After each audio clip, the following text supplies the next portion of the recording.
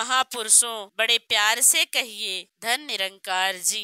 महापुरुषों, एक सेठ था, उसके 3 बेटे थे। जब वह बूढ़ा हो गया तो उसने अपनी संपत्ति अपने तीनों बेटों में बराबर बराबर बांट दी। कुछ बांट चुका तो उसने अपने बेटों से कहा, देखो बेटा, मैंने अपनी सारी संपत्ति तुम सब में बराबर बराबर बांट दी है। अब मेरे पास केवल एक हीरा बचा है। यह मैं उस बेटे को दूंगा जो सबसे उत्तम कार्य करेगा। तीनों बेटे अपने अपने काम में लग गए और सोचने लगे कि कोई ऐसा कार्य करे जिससे पिता से हीरा प्राप्त किया जाए। कुछ समय के बाद वे तीनों वापस घर लौटे और पिता से अपने अच्छे कार्यों का वर्णन करने लगे। पहले ने कहा, मैं सायंकाल घूमता घूमता नदी के तट पर पहुंचा। एक महिला नदी के घाट पर कपड़े धो रही थी। उसका नन्हा सा बच्चा पास ही बैठा खेल रहा था। देखते ही देखते उसका पांव फिसल गया और वह नदी में गिर गया। वह महिला जोर जोर से चिल्लाने लगी। मैंने अपने सुंदर और बढ़िया कपड़ों की परवाह किए बगैर नदी में छलांग लगा दी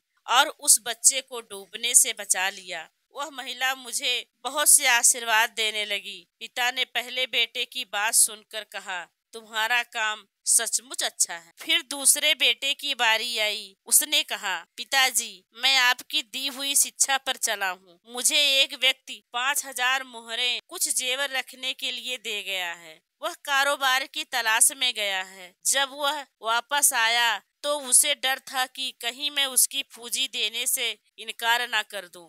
परंतु मुझे आपकी शिक्षा याद आई कि कभी किसी का हक नहीं छीनना, सदा अमानत को सही सलामत वापस करना। उसने कोई लिखित भी नहीं दी थी, तब भी मैंने उसके लौटते ही सारी पूंजी उसे वापस कर दी। पिता ने इस बेटे को भी कहा, तूने भी अच्छा कार्य किया है। अब बारी तीसरे और सबसे छोटे बेटे की थी।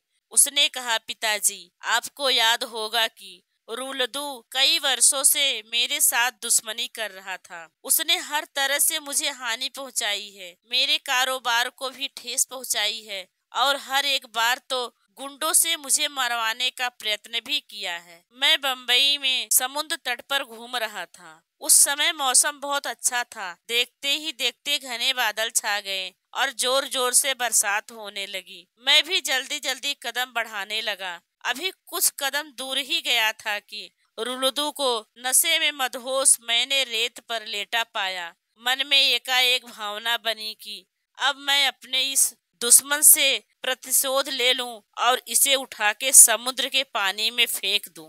परंतु मेरी आत्मा ने मुझे झंझोड़कर कहा, मूर्ख, आग को तेल से नहीं पानी से ठंडा किया जाता है। नफरत की आग को भी नफरत से नहीं बल्कि प्यार से ठंडा किया जा सकता है। इस दुश्मन को इस समय तू दुश्मन नहीं परंतु एक मनुष्य समझ, इससे मानवता का रिश्ता जोड़ ले। यह तेरा दुश्मन नहीं मित्र बन जाए। मैंने ऐसा ही किया। रुलदू को वहां से उठाया, उसे अस्पताल दाखिल करा दिया। जब उसे होश आया और उसे पता चला कि मैं ही उसे अस्पताल लेकर आया हूँ तो वह लज्जा से पानी पानी हो गया और मेरे पांव पर गिरकर मुझसे माफी मांगने लगा। मैंने भी उसे अपने सीने से लगा लिया और अब हम दुश्मन से दोस्त बन गए हैं। पिता ने तीसरे बेटे को शाबाशी दी और कहा, शाबाश बेटे, तेरा कार्य सबसे उत्तम है क्योंकि तूने अपने मन पर जीत प्राप्त की है।